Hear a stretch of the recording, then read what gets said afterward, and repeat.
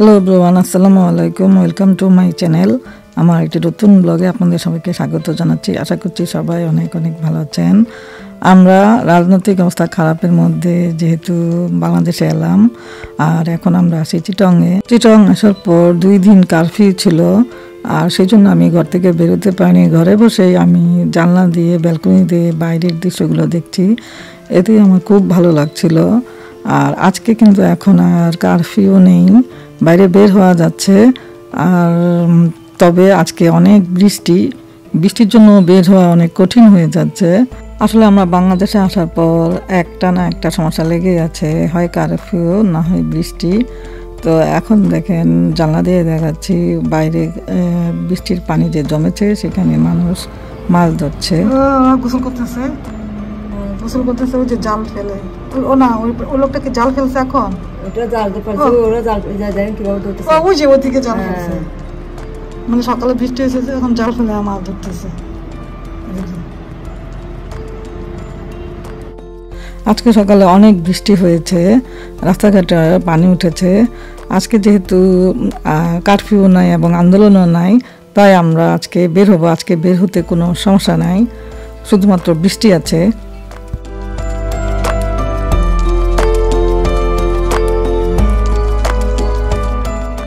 এই তো আমরা এখন রাস্তায় বের হলাম। আর রাস্তায় কিন্তু এখন কোনো পুলিশ নেই, ট্রাফিক নেই, ছাত্ররা ট্রাফিকের কাজ করছে। আর রাস্তার কিন্তু মাঝে মাঝে আপনারা হয়তো দেখতে পাবেন যে রাস্তায় অনেক দোকানপাট ভেঙে ফেলেছে, পুড়িয়ে ফেলেছে।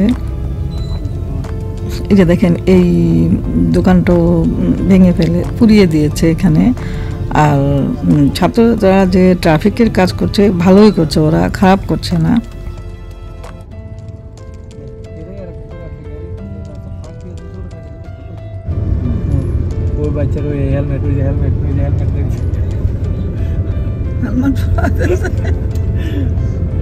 ঠিক আছে তো, এটা তো নিয়ম, ও হেলমেট ছাড়া যাবে, চলা উচিত না তো। এই যে দেখেন, এখানে ছোট একটা বাচ্চা হোন্ডার পিছনে হেলমেট পরে নাই, তাই একজন ছাত্র ট্রাফিকে যে কাজ করছে, সে পিছনে ওকে হেলমেট পরিয়ে দিল। তো এটা হয়তো বা ট্রাফিক থাকলে এটা ভালোভাবে দেখতো না, কিন্তু ছাত্র হওয়াতে দেখেছে, এটা ভালো হয়েছে। ওরা কোনো কোনো ক্ষেত্রে ভালোই ট্রাফিকের কাজটা করছে, আমার বেশ ভালোই লেগেছে।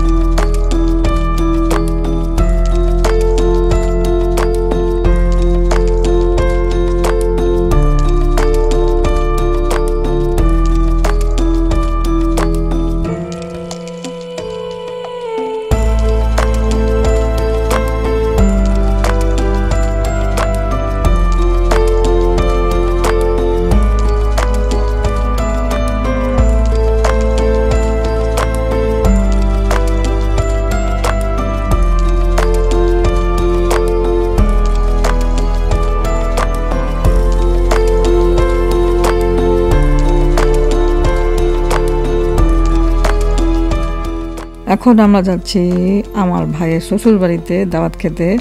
আসলে এখানে আসার পর আমরা কিন্তু অনেকের ঘরে দাওয়াত খাচ্ছি, কিন্তু আমি ভিডিও করতে ভুলে গেছি। আসলে আমার আত্মীয় স্বজনকে আমি 14 বছর পর পেয়ে তাদের সাথে খালি গল্পই করছি, তাই ভিডিও করার কথা ভুলে গেছি।